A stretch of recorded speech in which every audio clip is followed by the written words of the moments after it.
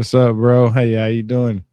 Hey, doing Uh, we're well. we're back at it again. I'm glad to Yeah, have you here, Damien. thank you. You be having some really interesting topics when you be on X. Be sharing the stuff that you be sharing. A lot of controversial stuff too. Yeah, I mean, as much as I am totally for real archaeology or whatever, and against, in a sense, pseudo archaeology, I wouldn't say that I am a complete follower to every idea that big archaeology has, or set or don't say things sometimes that they would go, well, I don't know, or have to think about, because my goal is not to follow like what they do. I just do my own thing. It's just a lot of what they do I agree with. So just so people understand, it's not like I look at their stuff and go, okay, that's correct. And then I just look at the stuff, figure out what I think. And so that's how my stuff ends up sometimes, following them, but also being different. Yeah, it's funny you bring that up because I always say, can you really dismiss everything anybody says? Like you don't agree on one thing, like everything they say is incorrect, like, or is it just one thing that you pick out of their theory that you do not like? Like that's understandable, but like you can't come to an agreement on somehow. Like that's what kind of gets me is that it's either my way or the highway type thing. Like if you don't follow my ideas, then you're not as smart as I am, or you need to do more research or whatever. But it seems like the more research I do, the more questions I have.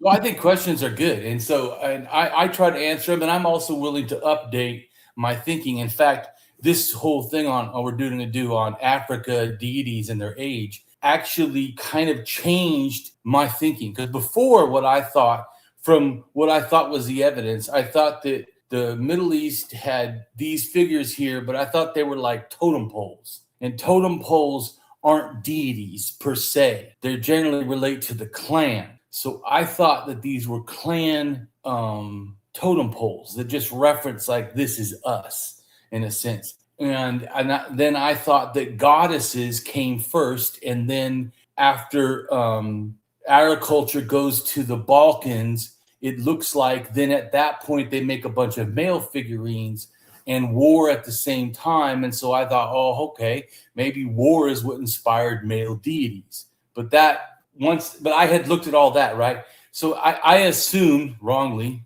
just that Africa really didn't have a lot of deities outside of Egypt. But I hadn't really looked. I just ethnocentrically assumed that was the case. And I knew that Africa had animism that starts the whole world's religion. And I knew that totemism and shamanism had gone back into Africa, but I hadn't really researched at the time, like about 2 years ago, I hadn't really researched the African deities. I just simply went off my assumption that they must be younger than Egypt in a sense, or, somehow related to that, the dispersal. And it was actually once I started doing this picture here relates to a blog I did on how herding really is what inspired, I believe, deities and not agriculture. So but that was also another mistake that I had, because a lot of archaeologists in the past would say that,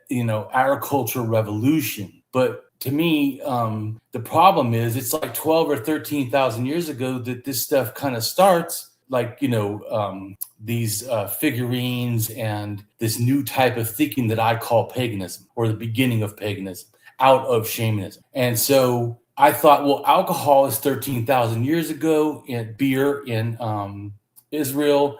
Göbekli Tepe at like 11,000 has beer there in big troughs they're giving to maybe workers or celebration or something. So I thought, oh, it's alcohol that kind of inspired paganism. But then the more I looked, well, yeah, but they didn't domesticate wheat until 10,000. So after Göbekli Tepe. So I started going, there's some kind of problem I'm missing here. I'm missing somehow, how did these people change, and yet it wasn't really about grain? So that's when I did more research about, okay, well, when did the goat herding? And I thought cattle was first, which it's not. It's 10,500. And if you see the purple circle, that is the area that cattle was domesticated in. Almost all the figures relate to that. So at the time, at first, I thought that's all that mattered. But I just broadened, well, was cattle first? Because also Göbekli Tepe is in that area, and yet it doesn't have domestication. So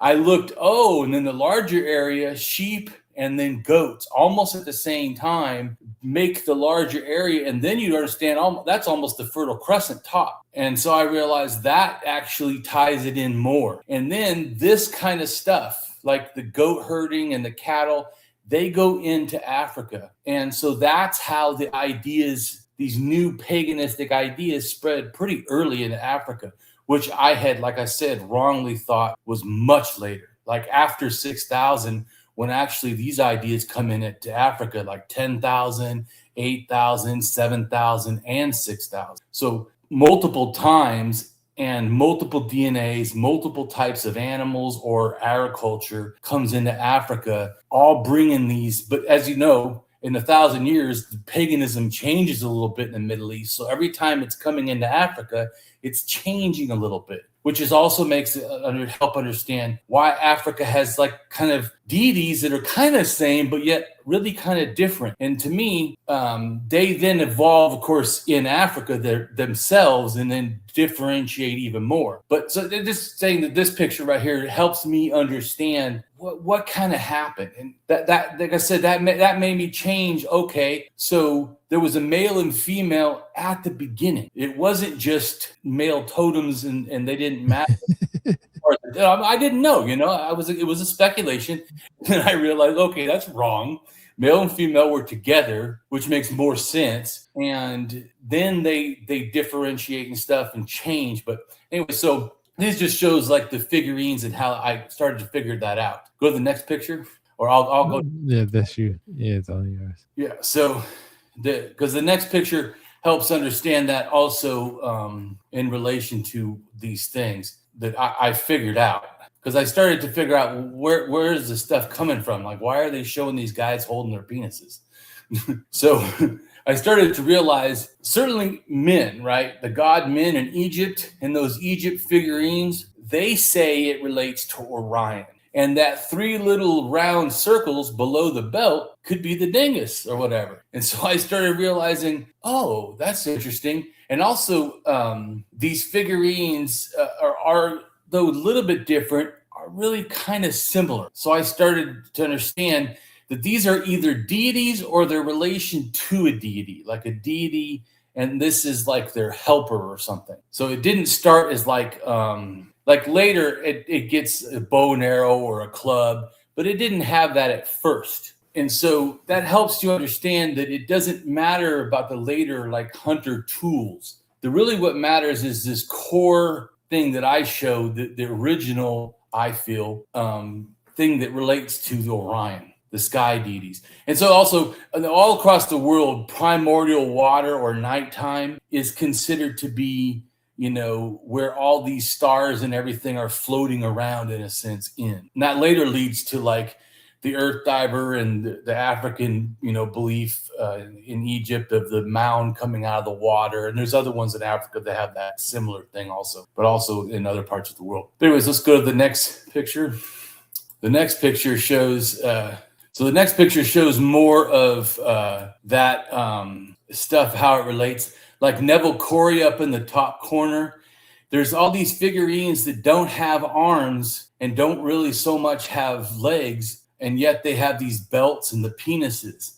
And that's when I started realizing, but if you just thought of Orion not having a weapon, that almost would relate to what that is. Those are 10,000, something years old. And so I started to see the connections more. Like I said, for sure, Egypt says that's what it relates to. And so these other ones, we don't know, but it's my speculation, since they literally are almost doing the same thing, that it probably relates to this. And then as far as the writing, so in Mesopotamia, they called Orion the heavenly shepherd, which also in some other things, like especially in Greece, considers a giant great hunter. And depictions constantly, also of a phallic, Egyptian god men, show the deity standing, in a position, which relates to the Orion constellation. And Egyptian mythology, God-men is associated with fertility, harvest, male virility, and linked to the constellation Orion, and often depicted with an erect phallus. And to me, which visually resembles the constellation, especially the stars below the belt, or it could be even the belt itself. In ancient Egypt, the stars of Orion were regarded as a god called Sa, representing the constellation and encompassing the Orions and Lupus. And the stars were found as a neighboring constellation. Babylonian star constellation in the late Bronze Age named the Orion the heavenly shepherd, or the true shepherd of Anu. Anu being the chief god of the heavenly realms. So that shows, like I said before, either the Orion itself is a deity or it's in relation to a deity. That helped me to look at those other figurines as possibly doing a similar thing. Anyways, and so it's a human clothed figure, bearded, and also relates to the twins, Gemini. And like I said, it's the true shepherd of Anu. And the celestial body that stands the true shepherd Anu is related to also Lupus, the rooster, which is then, if you understand that kind of relates to what the Egyptians, or one of the representations, saw being Lupus and Orion. So then the Babylonians are doing the same. And I told you before,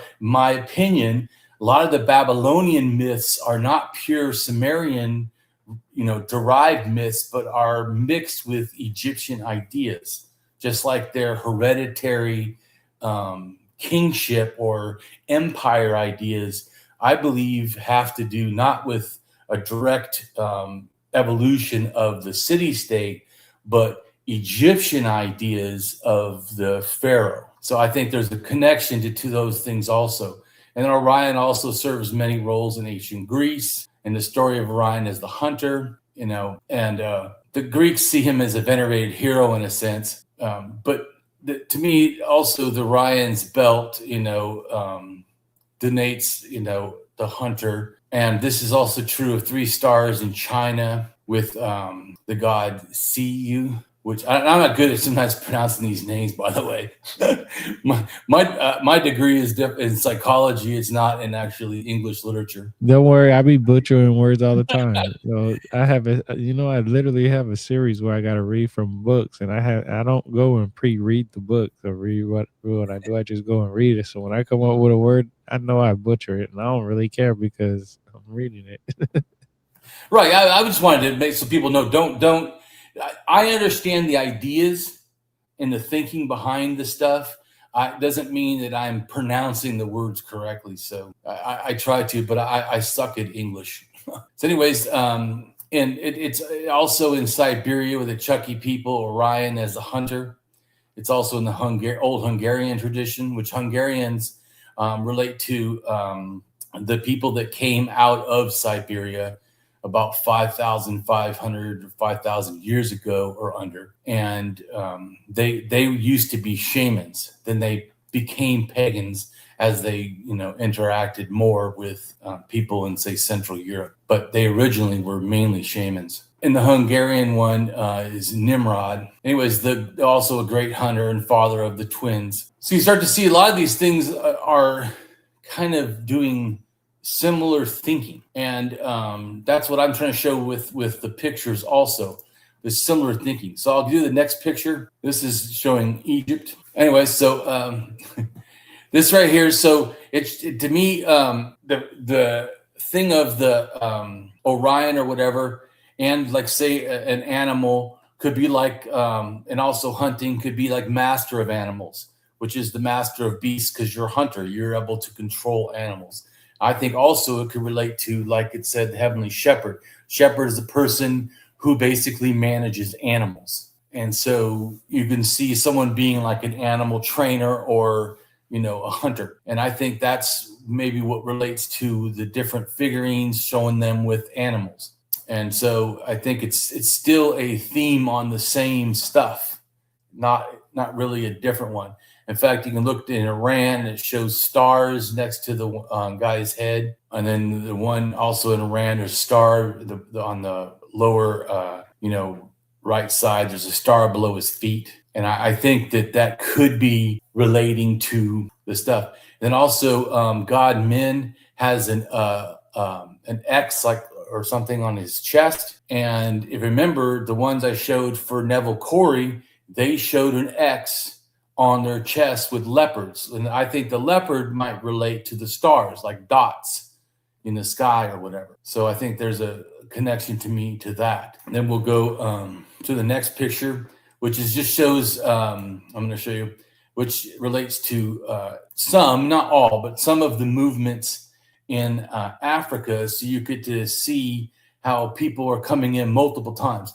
Because some people have this opinion that people left Africa, whether it's once, twice, whatever, but they don't talk much about coming back to Africa and bringing ideas and new technology or whatever to Africa. Right. Yeah. Which I think both matter. I mean, people left Africa more than one time. Out of Africa and into Africa. Yeah, and into Africa, exactly.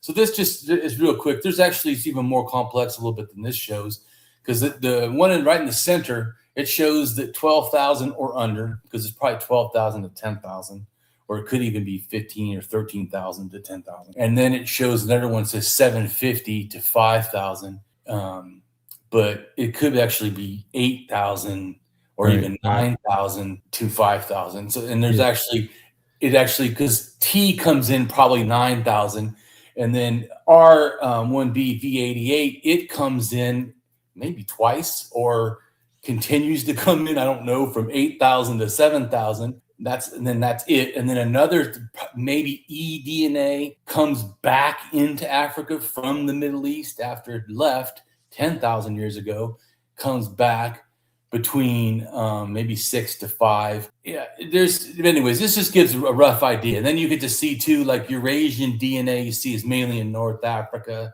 And then the Niger-Congo is important because those people were mainly in Central Africa, but then they spread all over the continent almost. And so that, I think, is an important thing to understand too, that not just coming back into Africa, but in Africa itself, the people didn't stay like fixed. So this is, I think, important because there's a lot of shared ideas. And if you didn't understand that there's a lot of people moving around and sharing ideas. Niger-Congo pretty much is the whole continent of Africa in a real way. And so some of it from the central to the south relates to the Bantu expansion. And then the stuff from the north is people going either from or to the Sahara. But there's separate migrations, but it's the same general larger language family is what that is. Anyways, just so people can get an idea.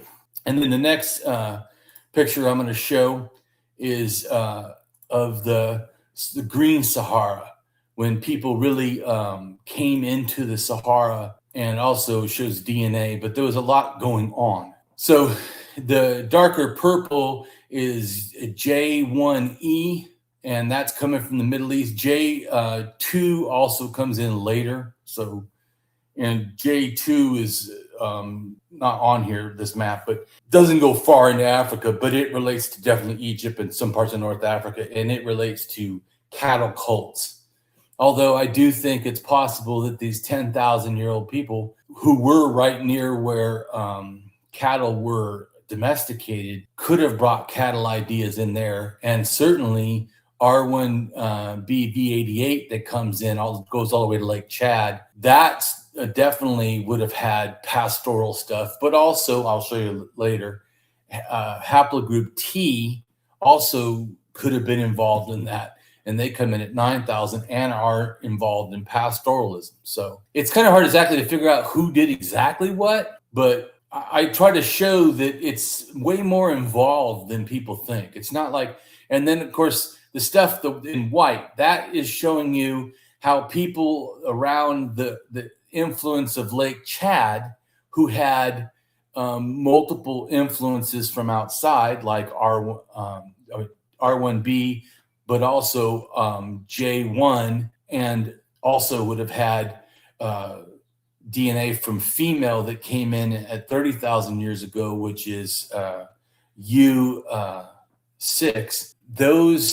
That DNA and ideas, who then, of course, like I said, it's not like the European stuff comes in and just gives Africa like a book or something, and then they have all this, religion. It's more like people multiply came in with kind of similar, but every time changing ideas, and then people in Africa who had pre-existing ideas of animism and early totemism and shamanism, like blend that into their own thing. And then that goes over to Egypt 5,500 years ago and over south. So it goes north and south, goes to Egypt, goes to Nubia in a sense. It goes to both of them.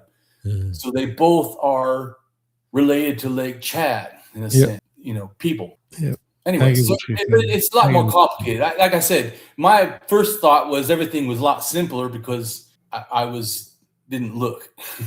The more I looked, the more complicated it started to be, in a sense. So that's why I want to impress on people that it's not like some simple thing, and it's not like one people did stuff, and no, it's like multiple stuff, and then multiple changes. So the next picture is about JDNA coming in, which I've already talked about in that last picture. And so JDNA, this is also, by the way, once again, a lot of this stuff is simplified just so you can grasp it's way more complicated than just one thing comes in. Because you see J1 is a different expression in Africa than J2. J2 is barely even in Africa, where J1 is a lot heavier in Africa. But anyways, it just like I said, J1 comes in at 10,000. I don't remember now off the top of my head when exactly J2 comes in, but it's later and its expression is way less. Okay. But just so you can understand, the DNA of what these people are doing, because like I said, that helps understand like how and who is influencing ideas. But so the next picture is haplogroup T, which, like I said, comes in about 9,000. So after J did, some people thought it came at the same time, but you see right here, it says 9,000 years ago, the Sahara pastoralists, all the way to the blue line where it's. Oh, yeah. Now, it's a big writing, T-PF7445. Yeah. It shows what the blue does, right? So it goes all the way in North Africa, and then from North Africa, see, it shoots down into Lake Chad. From Lake Chad, it shoots down to West Africa, but it also shoots to East Africa, and then starts going towards South Africa. Just the blue, because there's different times, of course, these DNAs are doing stuff. Because the red comes in much later into the Horn of Africa from Saudi Arabia. But I'm just showing you that the stuff that more influenced Egypt and stuff and North African beliefs, because a lot of the to me, or all of the deities in Africa, not all religious ideas, but the deities in Africa relate to the Middle East coming into North Africa, and then those ideas slowly going down into where eventually all of Africa pretty much has deities, and yet they all really come from the north. I was just reading a book about the history of Africa. I have to see exactly what it says, but it talks about how the Yoruba god and the Egyptian gods have similarities. Oh yeah, like I'm trying to say is, I feel that all of them are similar source. So it's not like one, because like I said, Egypt got it from probably two sources, either main from the Middle East, but also a blended African and Middle Eastern source from Lake Chad. So they would have, like, just so even if you look here where the blue, right? The blue it shows goes to North Africa, but then it shoots down and then it goes back towards the Nile. Mm-hmm. You see that? So even that is showing the T did that too. So T did that, and so the J did that, and the different E moves around too, all over the place. Like I said, it's not one thing or one expression of the religion, but yeah, there is similarities all over Africa. All the stuff, even the animism, totemism, shamanism, if you start listening to it, a lot of it's very similar. It's not like it's disconnected. But like I said, when you see how everyone's moving around, it starts to make more sense. Well, yeah, those people were trading or interacting, even if it wasn't directly DNA, they're certainly interacting. So the next picture shows this was T. Yeah. So that's our DNA. Our DNA comes originally from Siberia, and then it goes to Kazakhstan, down through Iran, and then it branches off in the Middle East. And then R1V V88 enters Africa sometime, or like I said, either maybe twice, 8,000, and then again at 7,000, or somehow continuously, because there's like almost both is true. And then it goes to Lake Chad and helps the ideas that later become Egypt. But like I said, the ideas, some of them are directly in Egypt at that time. And there are, but Egypt to me is not distinctly, even though it had lots of influence from the Middle East, it still has a lot of influence from Africa as well. It's not really an either or to me. Then the next one is going to show farming. So we already showed people movements, and now I'm going to show farming, how farming enters agriculture. Yeah, right, because agriculture, did a lot. Yeah, I actually wrote an article. I wrote 2 articles on it. Didn't even mean to, but I just noticed it yesterday that I wrote one about the relationship with Adam and Eve, because Adam was known as the white bull and Eve was as the heifer. And then I did another one about how they can find that the cattle manure leaves a perfect environment for certain types of psychedelic mushrooms and stuff. Yeah. So this right here is the blue, and on the one side shows like the origins and stuff, and then the red is the secondary origins, goes into India and stuff, or Pakistan. But then it goes into Africa, goes all the way down the continent. The ideas spread, and so there are like men, right? God Men was an agricultural related deity.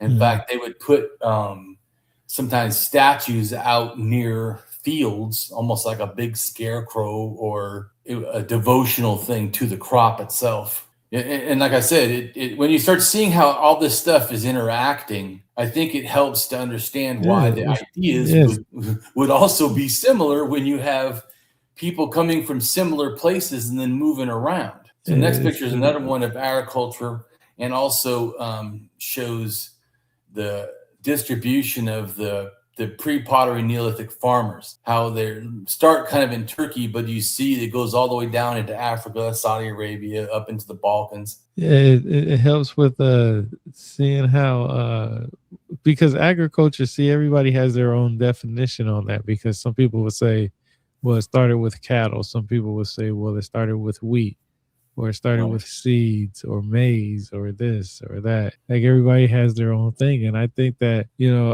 everybody adapted later on what somebody else perfected. Like, some people knew exactly how to take care of chickens, and then somebody with cattle knew how to take care of cattle, and they came up with a deal of, hey, I teach you how to take care of these chickens and you let me get some cattle. Yeah, chickens come from China, or actually south between China and the areas right below it. But that area, where chickens come from, and I think they get to Africa, I think 3,000 something. Anyway, so but I'll show you to the next one. Like I said, I'm trying to go kind of fast because I just wanted you to understand how the movements, and then you understand more like why stuff is. And so here's another one of the agriculture and also the DNA related to certain sites. And you can see this also showing the cattle that we talked about,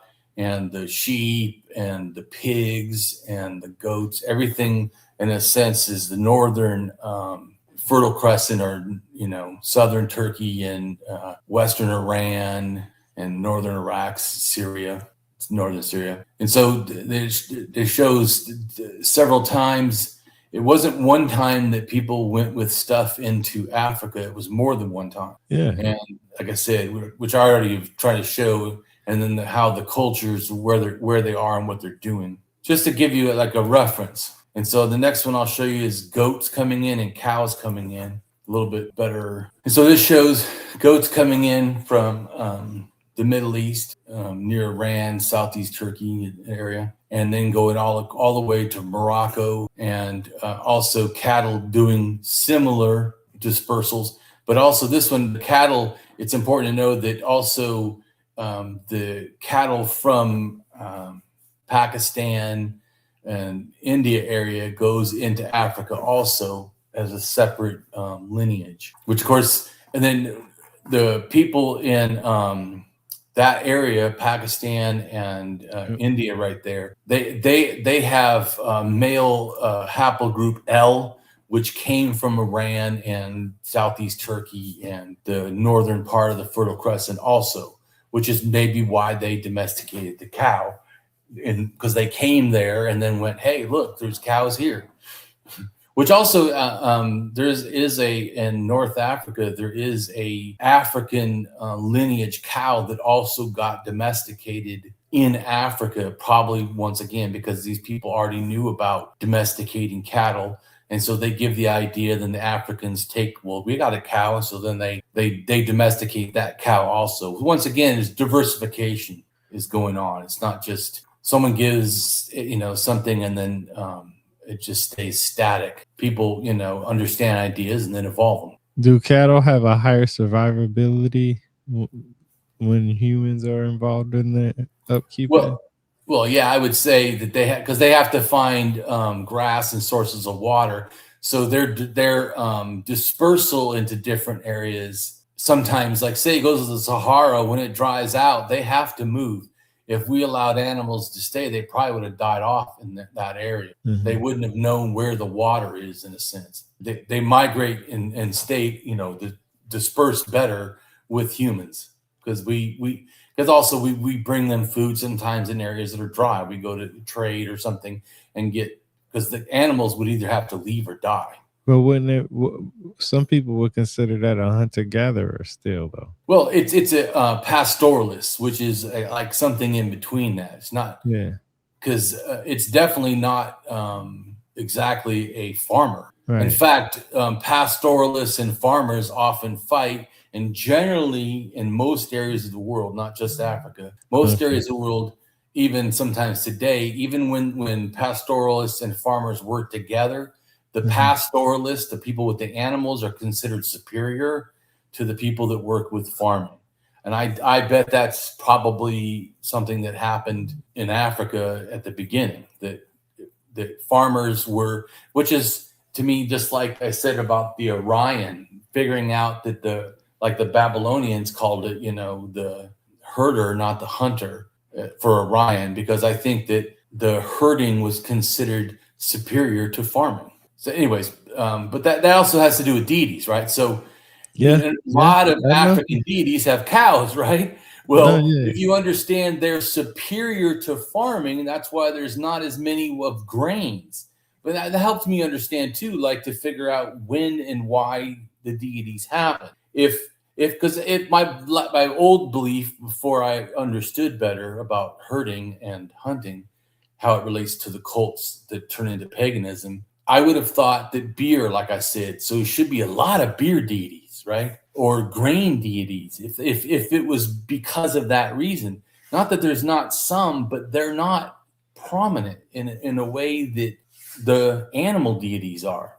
Especially, like I said, bulls, especially in Africa. Because the ox and the bull, it shows as a strong leader, or a leader, or right, or something like that, Yeah, well, yeah, right. The name for God in Hebrew, in a sense, in Semitic, relates to as a picture of a bullhead and has like a staff or a hook or whatever, and it means strong as bull, and then controller, or like you said, leader, for the one that controls the bull.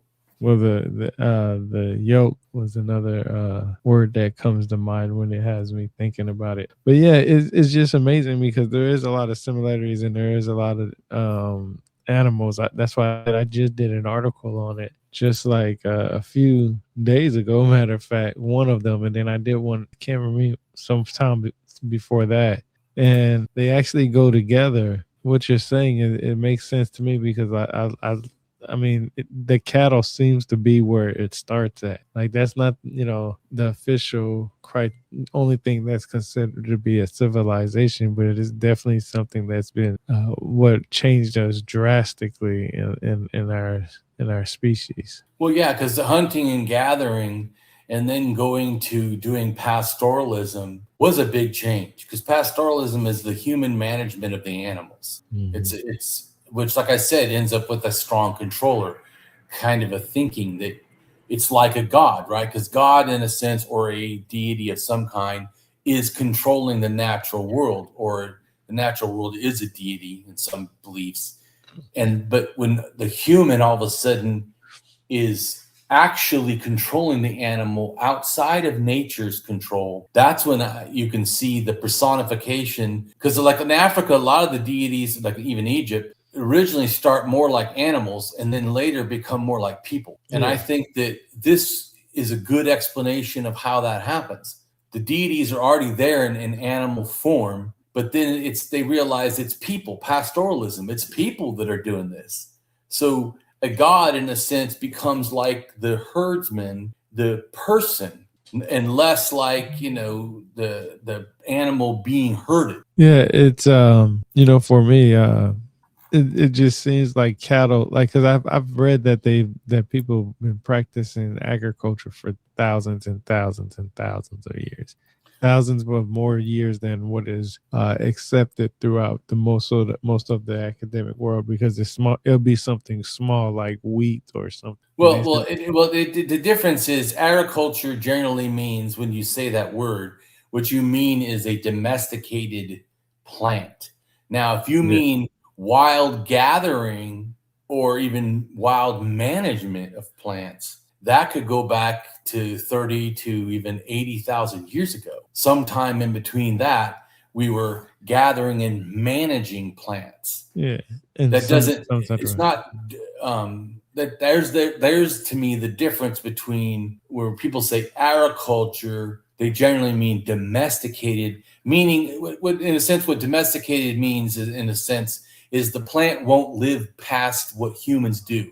In other words, humans mess with the plant so much, when we call it domesticated often, the plant, if we threw it out in the field, it would just die off, because what we've done is made the plant so it doesn't reproduce on its own. And the reason we do this, like say wheat, the original wheat, the little wheat things, with the wind blows or whatever, when it dries, they just break and fall off and go on the ground. But humans are lazy. We don't want to pick it off the ground. We'd rather the plant keep the wheat on the plant. In other words, not seed itself. And then we can just cut and grab a whole bunch of wheat and then we thresh it. We find some place that's convenient for us and we knock them all off in one place, instead of picking them all off individually, one piece at a time off the ground.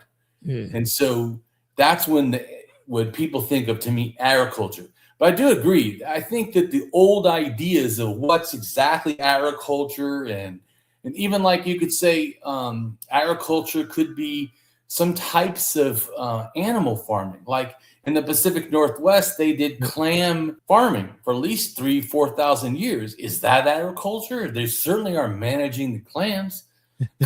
Yeah. So, but I think that the terms can be hindering.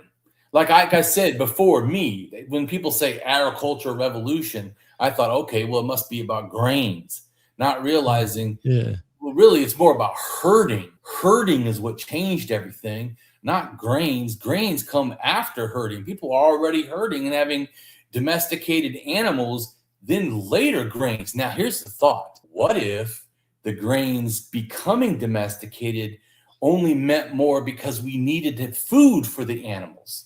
Which like in China, millet farming is like 10,000 years old. But a lot of the millet farming wasn't done so much just for humans. We gave stuff to dogs because they had domesticated dogs, and they fed dogs millet. They also fed the pigs millet.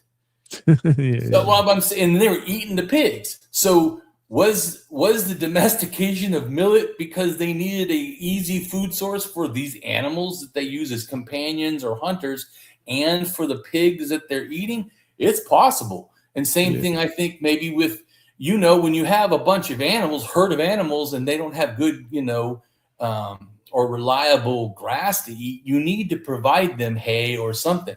So it's not impossible that we thought we can kill two birds with one stone. We like eating this stuff, and they'll survive so we can eat them. Let's feed them grains also. So I don't know that people like decided let's domesticate wheat. I think it might have been, this is how I think, just on top of my head, I think the reason we started managing animals, because that happened just like wheat, right? Managing animals wild happened before domestication of animals. Well, I do know there's a lot of stuff about sacrifice in religion. So my thought is, what if we wanted to sacrifice animals, and going out on a wild hunt is kind of a lot of effort, and you may or may not get the animal. But if we manage them into an area, then the sacrifice becomes easier. Then you, me, my son, whatever, your son or daughter or whatever, can do these things easy. Then that becomes just that behavior of needing a sacrifice becomes a motivation for the animals. Then, because we're sacrificing animals and now we're managing them and now we need to feed them, then the grains, I think maybe this was a natural offshoot that we need to have a good supply of that stuff too for these animals that we both eat and sacrifice. Anyways, that's just, I'm not 100% saying that I know for a fact that happened, but it seems like a logical progression, because it certainly doesn't seem like what I used to think. I used to think we wanted beer, and so we domesticated wheat and whatever, stuff, wine, everything, because grapes. But see, wine is like almost 12,500 years old. We didn't domesticate wine till almost 8,000 something. Why did we wait so long? So you understand where I started realizing it can't be agriculture revolution. It can't really be because, and it just wasn't depends because of alcohol like I thought, like wine and beer, because we took a long time after we already knew how to make this stuff to start domesticating it. But animals, we were on that shit like within 1,000 years. Boom! No waiting around. You got to think of it like this: domesticating that requires a lot of work. So some people were already probably happy with, hey, I know how to get meat whenever I need to get meat. If I'm hungry, I don't have to go out there and do anything. And some people enjoyed the hunt, and then yeah, true. Some people, I'm sure, still did hunting. In fact, but see that those are the same ones that were selling the meat in the markets when things started getting more trading, though. Because when it comes to domesticating, next comes trading. I agree. People keep because you get surplus often, and if you get surplus, then you can trade it for other creating things more jobs. Yeah, definitely. So the next picture is showing goats. How this just shows how it first kind of started coming in. Then the next picture is how goats moved all around Africa. And also you can see it's not always in a simple one-way line, that goes backwards and whatever. And right where it stops from north, going all the way to Morocco, North Africa, it's all the way to, almost central Africa. That area is almost near the Congo, which is where the Bantu expansion happened. So that little red arrow I made, so it just shows that sticks out. Well, yeah, that just so you understand, everything wasn't simple. And like I said, if you have multiple things coming in and keep changing, you can see where you would have stuff different. I started to realize, though, there's more supreme gods related to Bantu than any other language, family, and act. It's like 17, and the closest, I think, next to that is like 6 supreme deities. So Bantu, which tells me that there had to have been supreme deities before the Bantu expansion, meaning that it's at least 5,000 to 4,000 years ago, there had to have been supreme deities to have them then distribute them all over Africa. So that helps me understand how old, this is what this thing that we're trying to, like I said, talk about is how old deities are in Africa, which, like I said, I think they're at least 6,000 years, probably 7, maybe 8, and could even be as much as 10. But certainly I know for a fact that the Bantu expansion, everything after that time is got shit ton of deities, more than any other language that they had to have already been before that happened, just, by process of elimination. And then also, so we talked about those, and then there's sometimes it's not directly DNA, it can just be ideas coming in. So Mesopotamia, then Sumerian, all that, 6,000 to 5,000 is heavily influences Egyptian culture. Now they have the dots here because they don't know exactly which way they came in, or maybe both. But the ideas come in for about 1,000 years. They keep coming in, like not just one time, multiple times. There's multiple things that Egypt is very similar to Mesopotamia. Now, after 5,000, the ideas go backward into, with eDNA shooting all the way to the Balkans, goes back into and inspires the Babylonian and the Semitic languages to adopt not directly Sumerian influence, but Egyptian evolved influence, like I said. And then to me, that actually goes all the way to Siberia and then all the way over to the Americas, those evolved ideas from Africa. So, which also, the other maps a lot of times don't show. Even if it shows eDNA, they act like it just went in and did nothing, which is complete nonsense to me. It had massive influence, I believe, on. I personally think that it's very possible that all hierarchical kingship is related to Egypt, or could have been, because they're the ones that really turn city-state sort of governors into this pharaoh power source, and then it goes out and it affects Mesopotamia, because Mesopotamia after that time, it changes the way they build their structures, more similar to Egypt, more like pyramids. Before they were sort of like pyramids, but they're different. They're ziggurats, but they start to be more pyramid-like. Then they have hereditary kingship like Egypt. They have empire ideas like Egypt. No more city-states. The first empires are after the Egyptian influence, not before it. So to me, that's a complete African-Egyptian idea of empire that then spreads out into the Middle East, and also spreads out into Asia, and also Europe, and I think even Americas. I think that idea, then everyone picks up that Egyptian or African influenced idea. So like I said, once again, it's not simple. Stuff comes in, not that much goes out, but then when it goes out, it literally changes the world. So it was a very big influence to me. And that of course changes the deities, how the deities act. So to me, understanding like the city-states idea is also to understand tulier deities, which are like deities that are patrons of an area or of a people, like say the town, Jews. even Tulare. It's Tutelary. You can look it up. I'll look it up and then read it. This is a super important deity. Now, some people try to say they were started by the Romans. That's utter nonsense to me. They're 6, 7, maybe even older than that deities. But if you look up Tulare, there's a lot more on what the Romans thought and the Greeks. So you go to Wikipedia, it says Tulare or Tulir is a deity or spirit who is a guardian, patron, protector of a practice, a geographic feature, person, lineage, like, nation or something, or type of people, like say the Jews or something, DNA or culture, and then nation or culture or an occupation. Like when people say that's the deity of farming or something, that is a Tulir deity. Interesting. So, and it also, Tuliers are really a different kind of deity. Like some deities, like you pray to and you hope they do stuff. A Tulier deity generally is in your betterment. Now, it may not care about other people, because like I said, they could be just one culture, one nation, one person. Like when someone says you have a guardian angel, that would be your, in a sense, Tulier, spirit or whatever, or angel, because it's for one person. Or say the king, the deity for just, a pharaoh or something.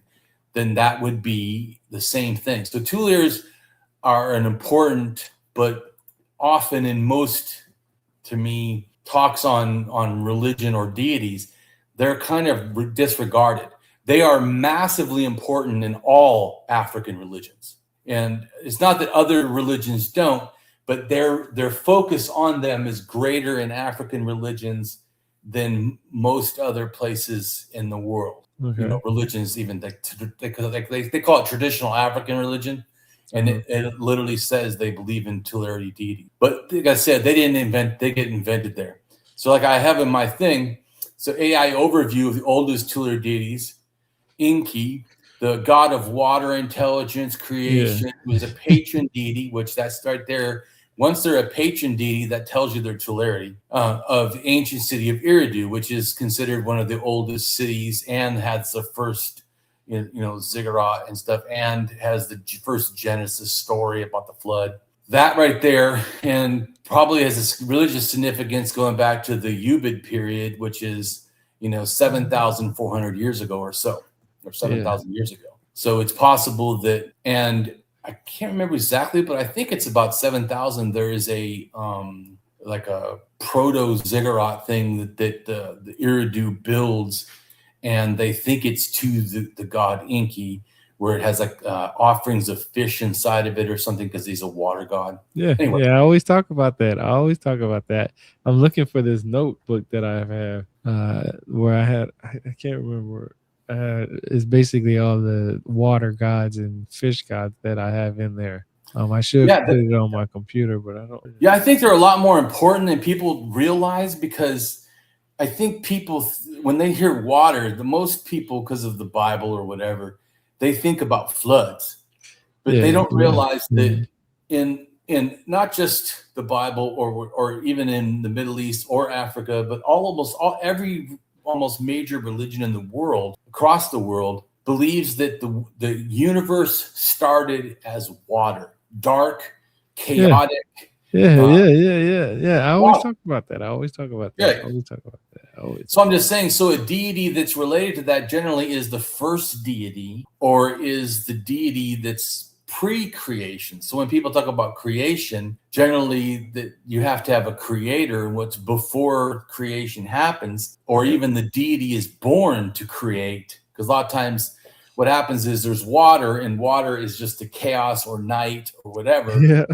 And then something happens, and then a deity comes out of the water, or land comes out, and then the deity's on top of it, or comes out of the land that's on top of the water. Anyways, but the point is, and then creates everything. So it's like pre-creation. But when you understand that it's not limited to one area, but almost no matter recreation. That pre-creation is important. I think which I'm writing a blog right now, actually attacking two academics, because they're both sort of different and together. They're mythologists. They're academics that are mythologists, and it's how they try to frame this time, this pre-creation, that I have a problem with. So I want to. I'm doing a blog challenging both of them, and I actually wrote the one guy who's a Russian mythologist, whatever. And I told him why I think what his article he wrote is wrong. The conception. Anyways, but I don't want to go into all that. But my point still is, though, that it's a super important thing. I think people don't, the pre-creation, not even creation, but pre-creation, that it's before deities, before land, before humans, this concept. There's like, I think 6 different major sort of across the world you can break up creation stories in. And yet almost all of them have pre-creation the same, showing that pre-creation ideas, which I think come from Africa and have to do with just nighttime in general, and then stars and magic and whatever, because of that, I think that is like the core structure. All of their mythology is, in a sense, built on top of. That's why, like I said, I think it's that's why even the fish deity or water deity, I always wonder, which kind of water are they referring to? Even like Sometimes it's the sometimes we'll talk depth of the about the sea. above water Some and sometimes it's the depths of the sea. Sometimes it's fresh water, and sometimes it's water in the sky. I guess you could say. right. But if you understand pre-creation, all of it was just the sky Well, it's at the one time, primordial and water. then it was separated. And then there's this time where the wind or some deity or some factor, sometimes it's an egg or whatever that cracks, and Yeah, yeah. then there's the upper water and the lower water. But even in some places, like I know Uralic languages, the lower water they believe is the underworld, but there's a river that goes from the underworld up to the upper water where people go to heaven in a sense, or sort of, or reincarnation to come back down again. Yeah.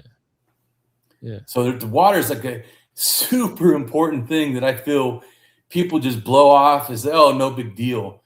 Where I feel like it's actually the structure, everything else is really built on top of. And you can see it, like I said, when you look at the mythology. Yeah, I think the same way. Like most people say that there's extraterrestrials and they're looking for things outside of Earth's atmosphere, and I'm just like, man, what about our water, man? Like they say, Yeah. I've heard scientists say specifically, and even people in NASA, I've heard no interviews that they know more about space than our own water. That should tell you something like that. Like they're saying they know more about space than our own water. That's Well, I think one of the crazy. reasons that can be is that space, because of its emptiness in a sense, can be easier to understand than water with its fullness in a sense. Well, they're inventing technology for the wrong thing then. Well, I totally agree with you. I'm for science. Let's figure everything out. But going back to the thing, there's a 6,000-year-old tutelar deities or patron gods and goddess for specific cities and regions, especially in the period of early urbanization in Mesopotamia, which is modern day Iraq, and early Egypt. That both of them sort of do this to cities. Now, it's not exactly that in Mesopotamia, they would have a major city deity, where Egypt, a city may have more than one tutelar deity. And it's a little bit different, just so people understand. I'm not saying exactly the same, but they both have them, are doing this same, very similar behavior. And this definitely goes back 6,000 to about 5,500 years ago, that they're both doing this. These deities would serve as protectors of the city-states and were part of in a sense, or central to their organized religions. And when it comes to recorded, like written down, tutelar guardian deities date back certainly till 5,000 years ago in Mesopotamia and Egypt. And key features include Mesopotamian gods Kura of Elba, and Shara of Umma, and Nin-Grusu of Lagash. As Sumerian society urbanized in the which would be 4,500 years ago, deities shifted from nature-based to patron deities of specific city-states. And then I have a thing that says early tutelar deities such as Ayana Ishtar, which was a primary tutelar deity of Turk 6,000 years ago, and she was considered the queen of heaven. And this is also important too, is people that they'll say, well, that's a fertility deity or whatever, but they're not realizing that back then you weren't limited to one thing, because she is the queen of heaven, the goddess of love, the goddess of war, and the goddess of fertility. That's what I was gonna say. The goddess of war. That's Well, I'm just saying is, so unlike how sometimes people conceive of a deity has to be one thing or the other, that's our limitations, not realizing that's not how they thought. No, don't say ours. Say the people that are ignorant, that they don't. Okay, well, yeah, not mine, obviously, or yours. I mean, I just meant like humanity now. Like people try to understand deities or think about them. They have a limited conception. No, they have not multiple. accurate to I always say they have like multiple personalities. I always, right. yeah. So Right, yeah. So I always that's think more that. accurate. They're more, well, they're more like a real human. A real human is Yeah, that's not what I was one just way or saying. the other. We're a lot of things, like you and me, right? We're a lot of things. We're not not just a It's our resume. Take our yeah. resume. There you go. So one of the first Egyptian gods was Set or Set-uk. Yeah, 6,000 years ago, he served as a patron deity of Upper, or which is southern Egypt, before later being demonized. that's good that you said that upper southern Egypt. That's good you said that because a lot of people don't know that. Yeah, They because think, it doesn't make sense to us the way that they talk, but you got to understand they're on the Nile. They're not looking at things the way we do. And yeah, also, Horus was originally a protector deity of lower or northern Egypt, yeah, and existed alongside early pre-dynastic pantheons. The name Horus is the oldest royal title, appearing on artifacts around 5,400 to 5,200 years ago, yeah. such as the Nomer palette. And this features stylized a falcon on top of a rectangle and representing a place facade. In other words, the protector of a place, signifying the king as the manifestation of the god Horus. The oldest known expression of Horus as a Horus the falcon Uh-huh. is a celestial falcon or sky god. Sky gods are important because they're a big thing all over the world. They usually are, sky gods have earth mothers that they are, Yeah, of course. related to. And it dates back to the beginning of the dynastic period, which is about 5,000 years ago, and appears until the pre-dynastic times end. So an AI overview, generally it is thought of the oldest, most prominent Sumerian deities emerged sometime between 6,000 and 5,000 years ago, primarily deities such as the sky god An or Anu, the air storm god Enlil, the wind wisdom god Enki, and the earth fertility god Ninsarhag. These, along with primordial goddess Namu, which she was considered to be, like I said, the night or dark chaos, primordial waters, which, like I said, everything really relates to. Yeah. And in the Aryan pantheon, everything comes out of or because of her, in a sense. Then, to me, people need to understand that Egyptian had quite a few tutelary deities. Yeah. And so I listed a bunch just so people can know. It's not They have a lot. They have hundreds of them. they have hundreds of deities, but these are the ones that are, in a sense, considered directly, tutelary deities. There's other ones that probably are also, but these ones are, like Anu was the creator tutelary deity of the city of Thebes, and a deity of ancient Egypt during the New Kingdom, and Baal-at Gabal, a Canaanite goddess, tutelary deity of Byblos, adopted into the ancient. Is that information from the book Gods and Goddesses from Richard Wilkinson, I think? No, I got it from down the bottom. It says Wikipedia list of Egyptian deities. Oh, I want to see if they reference Wilkinson. Don't know. Yeah, because he has a whole book on then the ram deity, Ban-Bajet, tutelary deity of Mendes, and Beset, goddess representing cat, lioness, tutelary deity. I think they're referencing Wilkinson. Could be. And anyways, there's a tutelary deity of Endufu. There is tutelary deity of Buto, tutelary deity of Heliopolis. And there's the Kenum, which is the ram deity that makes humans out of clay. Yeah, that's the one that I tell people about that a lot when they reference gods that created humans out of clay. Kenum is one of them. Yep. And it's a tutelary deity of Elephantine, who was said to control the Nile flooding and give life to gods and humans, which is interesting too, because I wonder if that has to do with rams domestication being entered into, like I showed before on the maps, coming into Africa. I want to go get that book after this show, and I want to go see if that, because I think they have a section, because he has a whole book on that, on all the gods and goddesses, and he tells you exactly what they wore and what they represent, a little history about them and all that stuff. And it sounds like all the names that you mentioned, I'm very familiar with. Right on. Well, you're very educated on this stuff, so I think it's good. I'm just highlighting for people that there's a Yeah. lot of these artillery deities, and people think that they've never heard of artillery deity. Yes, you have. You just didn't know it was. I'm gonna, yeah, I think it's by Richard Wilkinson. I'm pretty sure because, yeah, what Richard H. Wilkinson. Yep, it's him. Yep, The Complete Gods and Goddesses of Ancient Egypt. That's the book that is called. That's Cool. one. That's a book that I highly recommend. Cool. And so the vulture deity, the creator deity of craftsmen, and the Ra,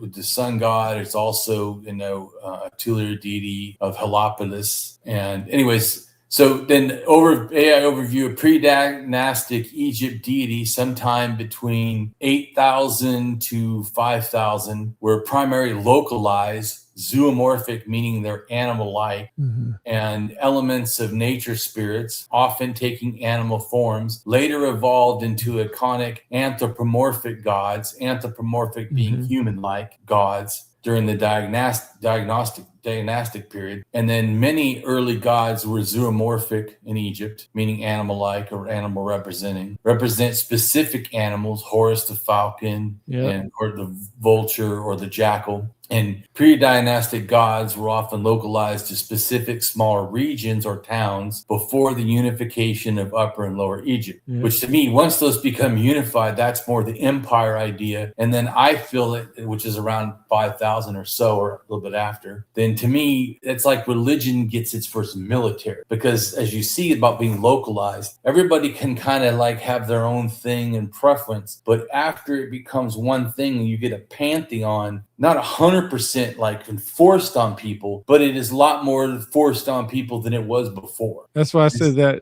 that book, you'll like that book because it talks about that too. That's why I'm saying I'm very familiar with it. And it's only because I try to find a lot of books that give really good information on it. And that book seems to have been recommended by so many different people from books that I was reading. They say, get this book by this person, read this book. And I was like, well, shoot, let me go get it. And I seen why, because it literally gives you a basic description of all those gods, especially the meanings behind it and all that stuff. Cool. That's good. Yeah, I think it's important to become educated because, like I said before, my conception of what an African deity would have been was inaccurate because I hadn't really looked deep enough. But once I looked, I was like, oh, wow, they're super involved. Well, yeah, it's not really taught. Most people think of Egypt, but a lot of people don't believe. Well, I'm not gonna say a lot of people don't believe. A lot of people don't realize that Egypt is Africa. Yes, so when you say Africa, you're gonna have to think about, okay, where is Egypt that? And then when you remember how you said Upper Egypt is southern, or upper what is it? Upper Egypt is actually the southern part, right? Correct. And then the southern part is lower. Right, which doesn't make sense to us. Yeah. See, so people have to understand when you hear like Upper and Lower Egypt, is you have to think of it the opposite way, basically. Right, because you have to see it how they saw it and not how we think about it. Yeah. And so the earlier deities of Egypt frequently merged or absorbed into larger, more national deities. Yeah, and that's how you got. That's why you got two gods as one. Right, because they merged. Or gods would change into new deities, but they would keep some of the old god features. Like Bat turns into Hathor, or like local falcon gods turn into Horus. Yeah.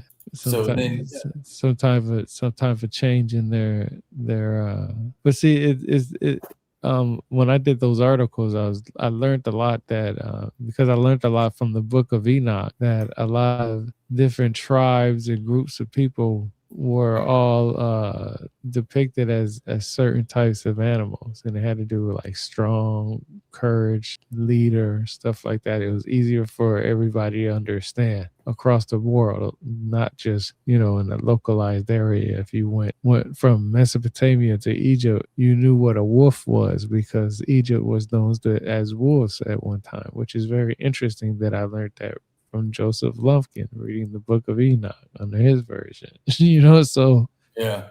Well, I think it's important to understand that animals being attached to humans is also totemism, and animal totems were definitely a part of the early deities of Egypt, for sure. In fact, they were often represented in animals or animal heads, reflecting a close relationship with nature, but also to me with the clan or the tribe, like you said. Different people, even Native Americans, they have where one animal or whatever in the clan relates to just them. Yeah, I get what you're saying. Yep. And so then to me, there's also a lot of key pre-dynastic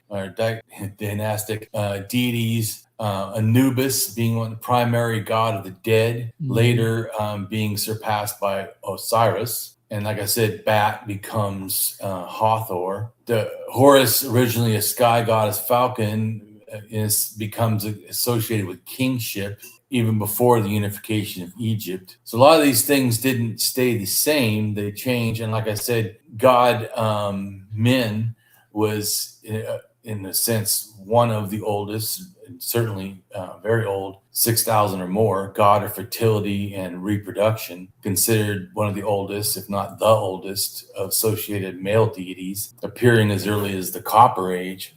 Yeah.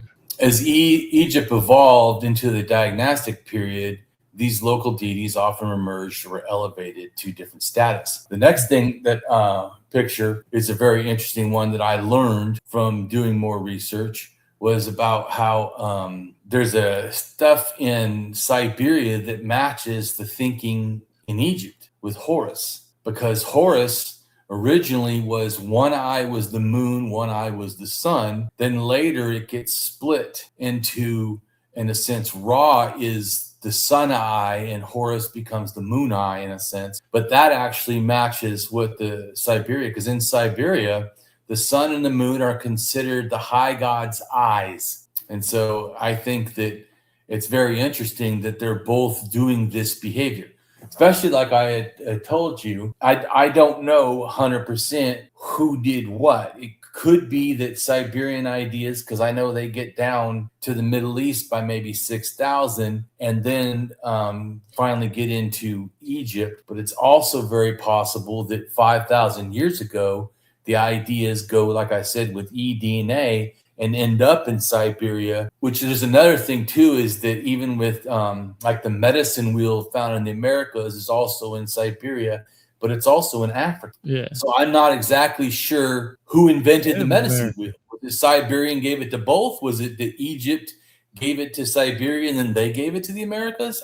I don't know. But the fact that there's more than one thing that's similar with Egypt and Siberia and the Americas, I find that to be very interesting to me. Yeah, it is. But you can find medicine wheels all over the world though, just in different ways. Well, because sometimes they're considered to be the four directions. Oh yeah.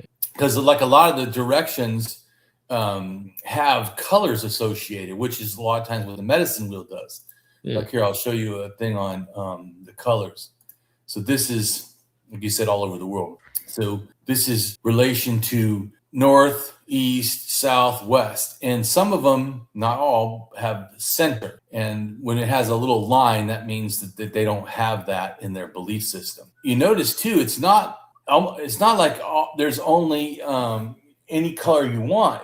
There's like similar colors that a lot of these are choosing. And sometimes they match. Like if you see China and Anu is Japan, and then the Turkic people, they literally almost have the same thing, except Turkic center is green, but everything else, the north, the east, the south, the west, are all the same. So you start to, like you were saying, you start to see that there's a lot more cultural connection to different ideas than some people realize, which is what I keep trying to show, which I think is one of the things that I do that academic archaeologists, historians, whatever, don't do as much of, is show how things are similar. A lot of them feel that every area did its own thing. But like I said, once you start looking at this, you start to see more patterns that are not disconnected. True. And so true. I'll show you one for the Americas. This is the for the north, south, east, and west in the Americas. And you see there's variation, but it's like the similar colors.